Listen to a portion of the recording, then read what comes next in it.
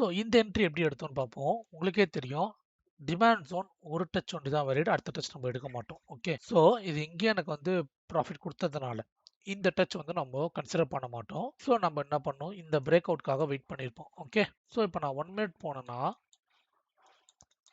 C touch கொடுத்து மேலே போயிருக்கா, பட் எனக்கு என்னன்னா இந்த ஹையை பிரேக் பண்ணலை.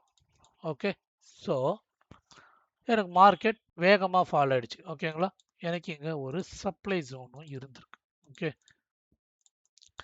நீங்க ஜஸ்ட் ஒரு கேண்டில் லாஜிக் புரிஞ்சாலே போதும். இங்க ரெண்டு எனக்கு இப்போ பையிங் ப்ரெஷர் வந்திருக்கா, இந்த பையிங் ப்ரெஷரையும் தாண்டி எனக்கு மார்க்கெட் கீழே க்ளோஸ் வச்சதுனால தேர் ஆர் நோ பையஸ். ஓகேங்களா, இப்போ நான் வால்யூம் ப்ரொஃபைல் எடுக்கிறேன், நான் இந்த ஸ்விங்குக்கு டோட்டலாக வரைகிறேன். ஓகே, சி எனக்கு இந்த more volume towards this area. So எனக்கு கன்ஃபார்மாக மார்க்கெட்டிங் வந்துச்சுன்னா கண்டிப்பாக நான் செல்லுக்கு தான் யோசிப்பேன்.